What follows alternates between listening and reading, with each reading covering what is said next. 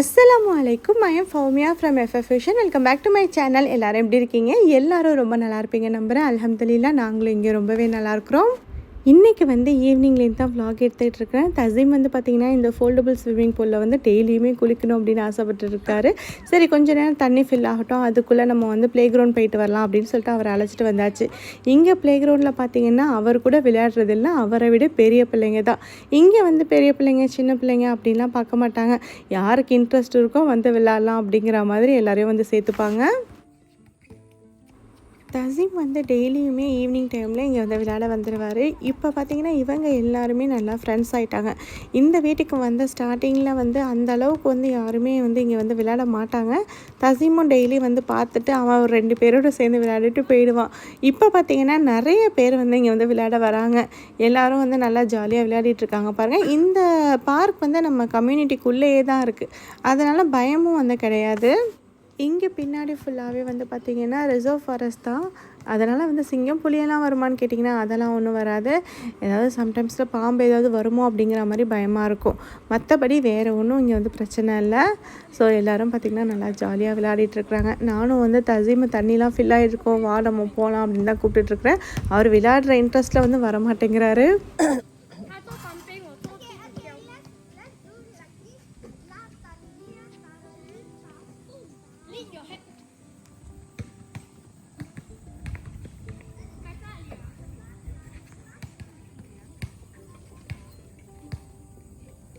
அது இடிச்சிடும்டா.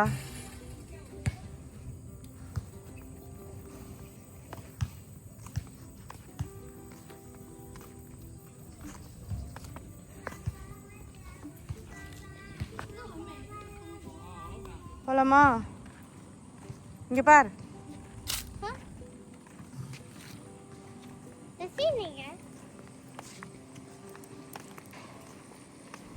நமக்குமே கொஞ்சம் நேரம் வெளியில் போய் வாக் பண்ணிட்டு வந்தோம்னா கொஞ்சம் ரிலாக்ஸாக இருக்கிற மாதிரி இருக்கும்.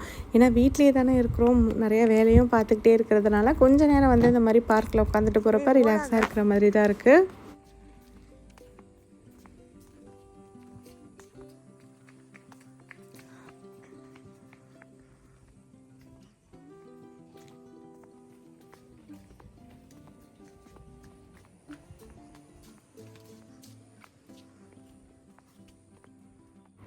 தசீம் பூலில் தண்ணி ஃபுல்லாக இருக்கும் அப்படின்னு சொல்லிகிட்டே அவசரமாக ஓடிட்டுருக்கிறாரு.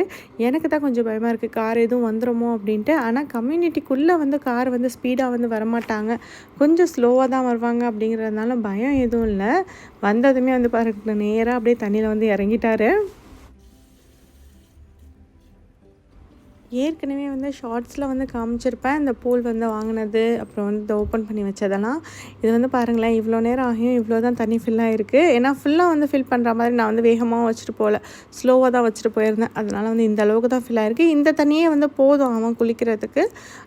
பார்த்திங்கன்னா வெயில் எப்படி இருக்குது பாருங்கள். டைம் இங்கே 6:45 கிட்ட ஆகுது. ஆனால் வெயில் இன்னும் குறையவே இல்லை. ஒரு 2-3 நாளாக திரும்ப நல்லா வெயில் அடிச்சிட்ருக்கு. இவர் எண்ணெயாக சேர்ந்து வா குளிக்கலாம் அப்படின்னு சொல்லிட்டு எண்ணெயுமே ஈரமாக்கிட்டாங்க. இது பெரியவங்களும் உட்காந்து குளிக்கிற அளவுக்கு ஓரளவுக்கு நல்லாவே பெருசாக இருக்குது. இந்த தண்ணியெல்லாம் வேஸ்ட் பண்ணுவோமா அப்படின்னு கேட்டிங்கன்னா கண்டிப்பாக இல்லை. இங்கே இருக்கிற புல்லுக்கு அதுக்கப்புறம் செடிக்கெல்லாம் ஊற்றிடுவோம்.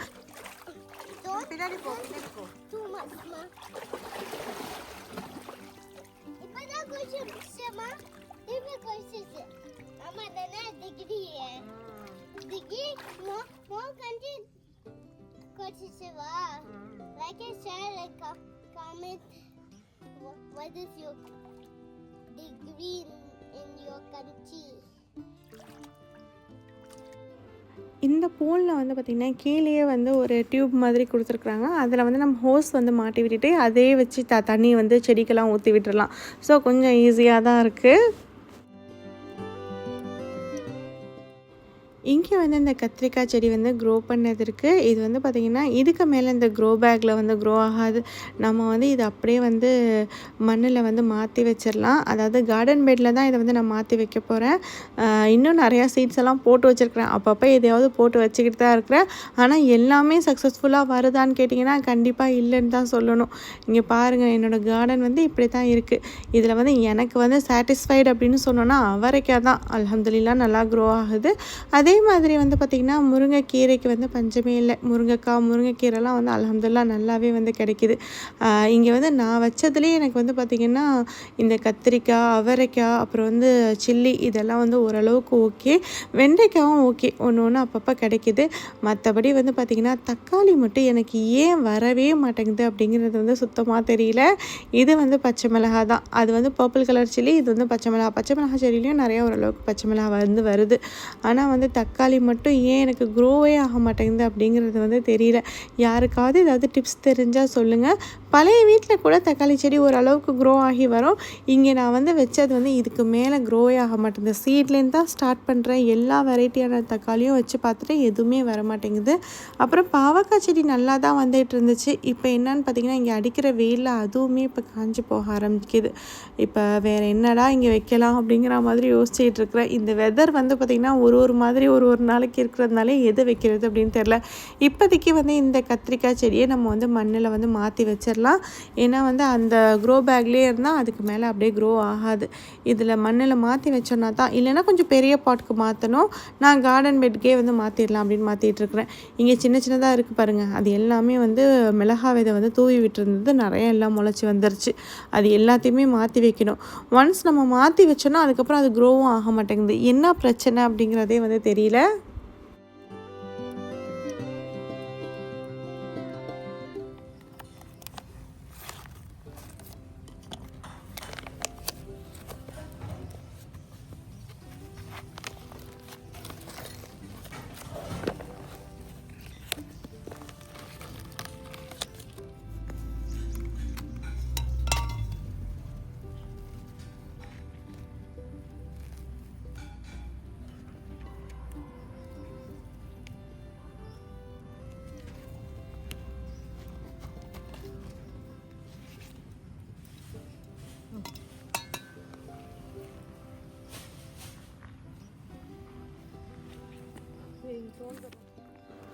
இதில் வந்து பார்த்திங்கன்னா செடி வைக்கிறதுக்கு முன்னாடி அந்த வெஜிடபிளோட வேஸ்ட்டெல்லாம் இருக்குல்ல, அதெல்லாம் தான் வந்து கீழே போட்டிருக்கிறேன்.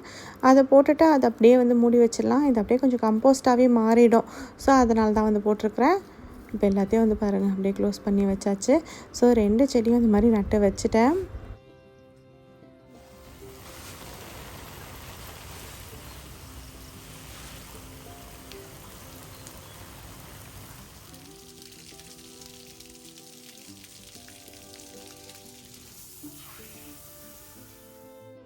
கார்டன் வேலையெல்லாம் முடிச்சுட்டு டின்னர் பண்ணுறதுக்காக கிச்சன் வந்தாச்சு.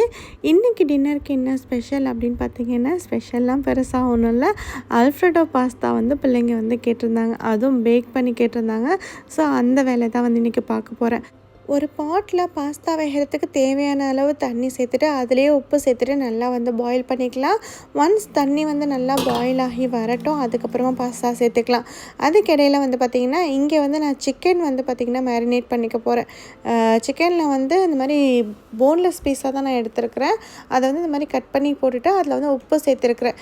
நெக்ஸ்ட்டு இது கூடவே வந்து சில்லி ஃப்ளேக்ஸ் சேர்த்துருக்குறேன். இது கூட பெப்பர் பவுடர் வந்து சேர்த்துக்கலாம். இது கூடவே வந்து மிக்ஸ்டு ஹர்ப்ஸும் வந்து எடுத்துருக்குறேன். எல்லாமே வந்து ஒரு டீஸ்பூன் அளவுக்கு இல்லை 1/2 டீஸ்பூன் அளவுக்கு சேர்த்தா போதும். இது கூட வந்து பார்த்திங்கன்னா பூண்டு வந்து இந்த மாதிரி குட்டி குட்டியாக சாப் பண்ணி வச்சுருக்கிறேன். அதை வந்து சேர்த்துக்கலாம். உங்கள்கிட்ட கார்லிக் பவுடர் இருந்தால் அதையும் சேர்த்துக்கோங்க. அது சேர்க்குறப்ப கொஞ்சமாக பூண்டு சாப் பண்ணி போட்டோன்னா இன்னுமே ஃப்ளேவர் வந்து நல்லாயிருக்கும். எல்லாத்தையும் சேர்த்துட்டு ஒரு டைம் இந்த மாதிரி நல்லா மிக்ஸ் பண்ணி ஒரு தனியாக எடுத்து வச்சிடலாம். இது ஒரு 10 நிமிஷம் மாதிரி ஊறட்டும்.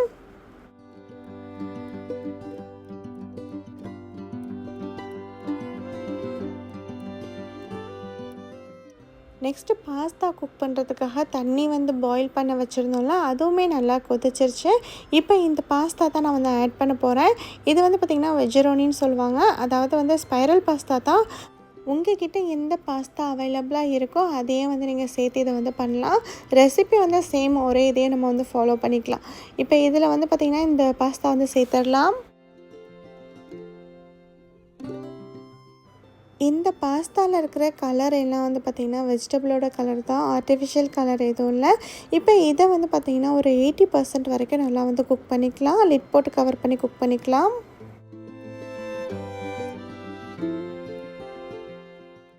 நெக்ஸ்ட்டு வந்து பார்த்திங்கன்னா ஒரு பேன் ஹீட் பண்ணிக்கிறேன். இதில் வந்து பார்த்திங்கன்னா 2 டேபிள் ஸ்பூன் அளவுக்கு மட்டும் எண்ணெய் வந்து சேர்த்துக்கிறேன். எண்ணெய் வந்து நல்லா ஓரளவுக்கு சூடானதுக்கப்புறமா நம்ம சிக்கன் வந்து மேரினேட் பண்ணி வச்சுருந்தோம்ல, அதை வந்து இதில் சேர்த்துடலாம். எல்லா சிக்கனையும் சேர்த்துட்டு இதை வந்து ரொம்ப நேரம் போட்டு குக் பண்ணிகிட்டு இருக்கக்கூடாது. ஒரு 5 மினிட்ஸ்க்கு மட்டும் குக் பண்ணால் போதும். ஏன்னா வந்து எல்லாமே வந்து போன்லெஸ் பீஸாக தான் எடுத்துருக்குறோம் அப்படிங்கிறதுனால ரொம்ப சீக்கிரமாகவே குக் ஆகிடும். அது மட்டும் இல்லாமல் இதை வந்து ரொம்ப ட்ரை ஆகிற அளவுக்கு வந்து நம்ம குக் பண்ணக்கூடாது. கொஞ்சம் வந்து ஜூஸியாக இருக்கிற மாதிரியே வந்து எடுத்துடணும். இப்போ வந்து பார்த்திங்கன்னா இதை வந்து ஒரு டைம் போட்டு இப்படி மிக்ஸ் பண்ணதுக்கப்புறமா இதை வந்து நான் லிட் போட்டு கவர் பண்ணி ஒரு 5 மினிட்ஸ்க்கு மட்டும் நான் குக் பண்ணிக்கிறேன்.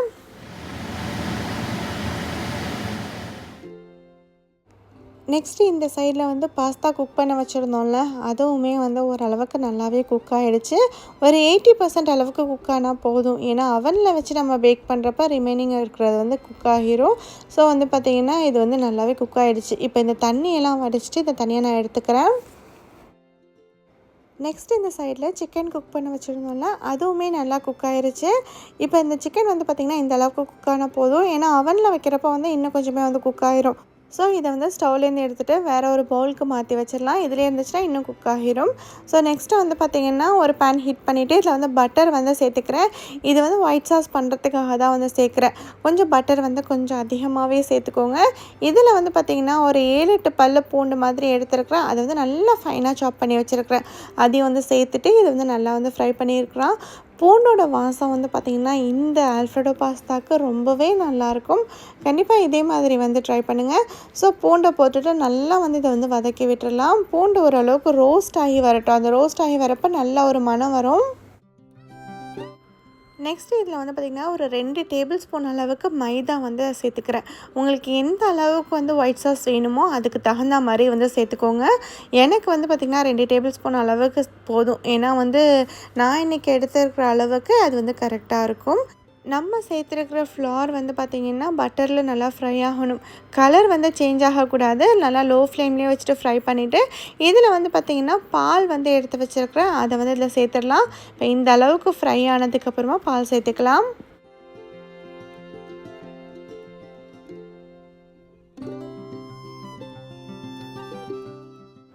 இதில் வந்து நான் ஒரு 1/2 லிட்டர் மாதிரி வந்து பால் வந்து சேர்த்துருக்குறேன். சேர்த்துட்டு இதை வந்து நல்லா மிக்ஸ் பண்ணிக்கலாம். ஏன்னா லம்ஸ் எதுவும் விழுந்துடாமல் உடனே மிக்ஸ் பண்ணிக்கிட்டே இருங்க. இது ஒரு ஸ்டேஜில் வந்து பார்த்திங்கன்னா நல்லா திக்காகி வரும். இதை வந்து கைவிடாமல் மிக்ஸ் பண்ணிக்கோங்க. இதில் வந்து க்ரீம் சீஸ் வந்து நான் சேர்க்க போகிறேன். க்ரீம் சீஸ் வந்து நான் ஹர்ப்ஸ் வந்து நான் எடுத்துருக்கிறேன். நீங்கள் ப்ளெயினான க்ரீம் சீஸ் கூட சேர்த்துட்டு அதுக்கப்புறம் மிக்ஸ்டு ஹர்ப்ஸ் வந்து இதில் சேர்த்துக்கலாம். நான் ஹர்ப்ஸோடு எடுத்துருக்கிறேன் அப்படிங்கிறதுனால நான் வந்து பார்த்திங்கன்னா மிக்ஸ்டு ஹர்ப்ஸ் வந்து தனியாக இதில் சேர்க்க போகிறது கிடையாது. ஸோ இந்த க்ரீம் சீஸ் வந்து 2 டேபிள் ஸ்பூன் அளவுக்கு நம்ம சேர்த்துக்கலாம். கொஞ்சம் நல்லா அதிகமாக சேர்த்திங்கன்னா நல்லா ரிச் அண்ட் க்ரீமியாக இருக்கும்.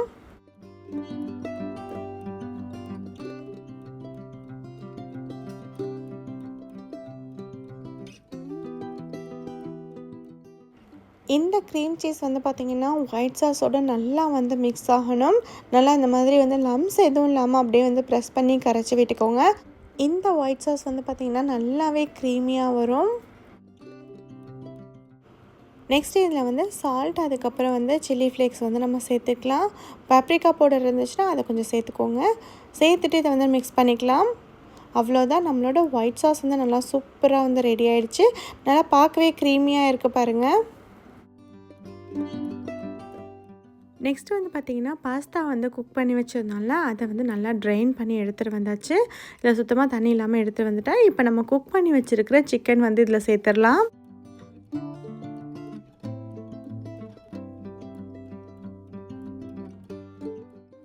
நெக்ஸ்ட்டு இது கூடவே நம்ம சாஸ் வந்து ரெடி பண்ணி வச்சுருந்தோம்ல, அதையும் வந்து இதில் சேர்த்துடலாம். சாஸ் வந்து மசாலா நல்லாவே க்ரீமியாக வந்திருக்கு. ஸோ இந்த கன்சிஸ்டன்சியில் தான் இருக்கணும். நெக்ஸ்ட்டு இது கூட வந்து பார்த்திங்கன்னா சீஸ் வந்து நான் சேர்த்துக்கிறேன். இந்த சீஸ் என்ன அப்படின்னு பார்த்திங்கன்னா 3 சீஸ் மிக்ஸ் பண்ண மாதிரி இருக்கும். அந்த சீஸ் தான் இதில் வந்து நான் சேர்த்துக்கிறேன். இது என்ன அப்படிங்கிறதையும் பேக்கெட் வந்து காமிக்கிறேன் பாருங்கள். இது வந்து மொசரெல்லா, கவுடா, அப்புறம் ரெட் செடார் 3மே மிக்ஸ் பண்ண மாதிரியான சீஸ் தான். இப்போ இதை வந்து சேர்த்துட்டு நல்லா வந்து இதை மிக்ஸ் பண்ணிக்கலாம். இது எல்லாமே வந்து ஒன்றா மிக்ஸ் ஆகி வரணும்.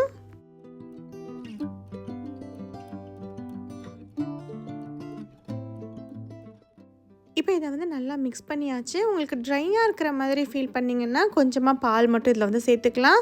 இப்போ வந்து இதை வந்து ஒரு பேக்கிங் டிஷ்க்கு வந்து நான் மாற்ற போகிறேன். நான் இந்த மாதிரி ஒரு வைடான பேக்கிங் டிஷ் வந்து எடுத்துருக்கிறேன். இதில் வந்து எல்லாத்தையும் சேர்த்துடலாம்.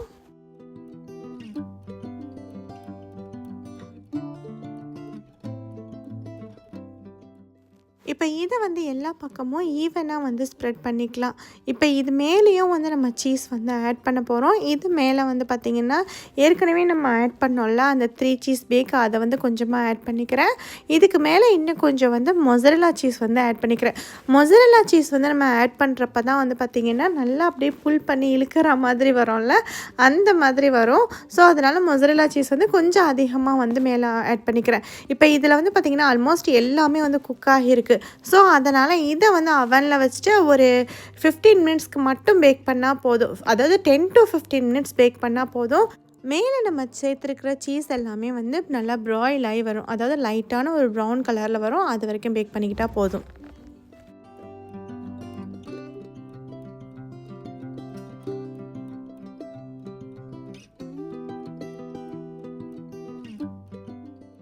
நெக்ஸ்ட்டு வந்து ஒரு வெஜ்ஜி ஸ்டர் ஃப்ரை தான் வந்து பண்ண போகிறேன். அதுக்கு வந்து பார்த்திங்கன்னா கேரட், அப்புறம் ப்ரோக்கோலி, ஆஸ்பரகஸ், அப்புறம் வந்து பார்த்திங்கன்னா பேபிகார்ன், அப்புறம் பெப்பர் கொஞ்சம் எடுத்துருக்கிறேன்.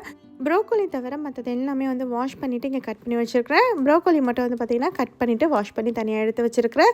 ஸோ இதை வச்சுட்டு தான் இன்றைக்கி வந்து ஸ்டிர் ஃப்ரை வந்து பண்ண போகிறோம். அதுக்கு வந்து பார்த்திங்கன்னா ஒரு பேன் வந்து ஹீட் பண்ணிக்கலாம். இதில் வந்து பட்டர் தான் வந்து நான் சேர்த்துட்டு வந்து பண்ண போகிறேன். பட்டர் வந்து நல்லா ஹீட் ஆனதுமே இதில் வந்து நான் கார்லிக் வந்து சாப் பண்ணி வச்சுருக்கிறேன். அதை வந்து ஒரு டேபிள் ஸ்பூன் வந்து சேர்த்துக்கிறேன். ஒரு 4-5 கார்லிக் க்ளோவ்ஸ் எடுத்துகிட்டு அதை வந்து சாப் பண்ணி சேர்த்துக்கலாம். சேர்த்துட்டு இதையும் வந்து நல்லா வதக்கி விட்டுக்கலாம். கார்லிக் வந்து நல்லா ஃப்ரை ஆகி அதோட மனம் வந்ததுக்கப்புறமா இதில் வந்து நம்ம கட் பண்ணி வச்சுருக்கிற வெஜிடபிள்ஸ் வந்து சேர்த்துக்கலாம். எல்லாத்தையுமே வந்து ஒன்றாவே சேர்த்துடலாம். ஏன்னா வந்து இது வந்து எல்லாமே நம்ம வந்து ரொம்ப நல்லா போட்டு குக் பண்ண போகிறதில்ல, லைட்டாக க்ரன்ச்சியாக இருக்கிற மாதிரி தான் வந்து குக் பண்ண போகிறோம். ஒரு 5 மினிட்ஸ் மட்டும் வந்து பார்த்திங்கன்னா இந்த ஹீட்டில் வந்து அப்படியே புரட்டி எடுத்தோம்னா நல்லா சூப்பராக வந்து குக் ஆகிடும். அதாவது ரொம்ப ஓவர் குக்கும் வந்து பண்ணிடக்கூடாது. ஓவர் குக் பண்ணோன்னா இந்த வெஜிடபிள்லாம் வந்து அந்த அளவுக்கு நல்லா இருக்காது. அதாவது இந்த டிஷ்க்கு வந்து சாப்பிட்றதுக்கு அந்த அளவுக்கு நல்லா இருக்காது. ஸோ அதனால் வந்து லைட்டாக மட்டும் குக் பண்ணால் போதும். நெக்ஸ்ட்டு இந்த வெஜிடபிளுக்கு தேவையான அளவு உப்பு வந்து சேர்த்துக்கலாம். இது கூடவே வந்து கொஞ்சமாக வந்து சில்லி ஃப்ளேக்ஸ் மட்டும் சேர்த்துக்கிறேன்.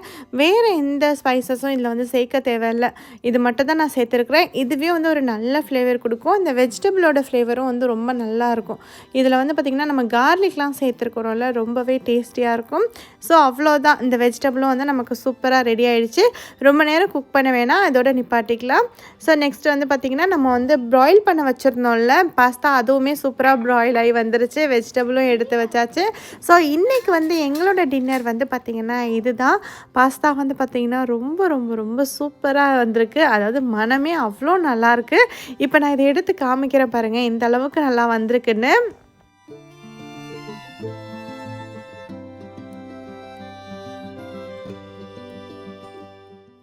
பாஸ்தா வந்து ரொம்ப சூப்பராகவே வந்து பேக் ஆகி வந்திருக்கு. பிள்ளைங்களுக்கு வந்து ரொம்ப ரொம்ப பிடிச்ச டிஷ்னு கூட சொல்லலாம். ஏன்னா இந்த மாதிரி ஏதாவது செஞ்சு கொடுத்தோன்னா அப்படியே அமைதியாக சாப்பிட்டுட்டு போயிடுவாங்க, எதுவுமே சொல்ல மாட்டாங்க. வெஜ்ஜீஸ் கூட வந்து ஓரளவுக்கு இந்த மாதிரி செஞ்சு கொடுக்குறப்ப சாப்பிட தான் செய்கிறாங்க. தசீமை வந்து பேபிகார்ன் மட்டும் சாப்பிடுவான், மற்றபடி வந்து கேரட் ப்ரோக்கோலி அந்தளவுக்கு அவன் விரும்பி சாப்பிட மாட்டான். ஆனால் கொஞ்சம் கொஞ்சமாக கொடுத்து அவனுக்கு வந்து இப்போ பழக்கிக்கிட்டு இருக்கிறேன். ஏன்னா அவனை வந்து வெஜ்ஜீஸ் சாப்பிட வைக்கிறது தான் பெரிய டாஸ்காக இருக்குது. மற்றபடி ஃபாரா தசீன்லாம் ஓரளவுக்கு நல்லாவே சாப்பிடுவாங்க. ஃபாரா நல்லா சாப்பிடுவா, எதுவுமே வந்து வேணாம் அப்படின்னு சொல்ல மாட்டான். எதாக இருந்தாலும் ட்ரை பண்ணி பார்த்துருவாங்க. ஆனால் வந்து தசீன் வந்து இப்போ தான் கொஞ்சம் கொஞ்சமாக வெஜிடபிளாக சாப்பிட ஆரம்பிச்சிருக்கிறான். இந்த தசீம் வந்து எது க்ரீன் கலராக இருந்தாலும் அதை வந்து திரும்பி கூட பார்க்க மாட்டான். அவருக்கு தான் இப்போ கொஞ்சம் கொஞ்சமாக கொடுத்து பழக்கிக்கிட்டு இருக்கிறேன். ஸோ இன்றைக்கி டின்னர் வந்து பார்த்திங்கன்னா இதெல்லாம் தான் வந்து பண்ணியிருக்கிறேன். நாங்களும் வந்து இப்போ டின்னர் வந்து சாப்பிட போகிறோம். இந்த வீடியோ இதோட முடிச்சுக்கிறேன். இந்த வீடியோ உங்களுக்கு கண்டிப்பாக பிடிச்சிருக்கோம் நம்புகிறேன். பிடிச்சிருந்துச்சுன்னா லைக் பண்ணுங்கள், ஷேர் பண்ணுங்கள். இது வரைக்கும் என்னோடய சேனலுக்கு சப்ஸ்கிரைப் பண்ணலைன்னா மறக்காமல் சப்ஸ்கிரைப் பண்ணிக்கோங்க. அப்படியே பக்கத்தில் இருக்கிற பெல் ஐக்கானையும் ப்ரெஸ் பண்ணிக்கோங்க. அப்போ தான் என்னோட அடுத்தடுத்த வீடியோக்கான நோட்டிஃபிகேஷன் உங்களுக்கு உடனே வரும். தேங்க்யூ ஃபார் வாட்சிங். அஸ்ஸலாமு அலைக்கும்.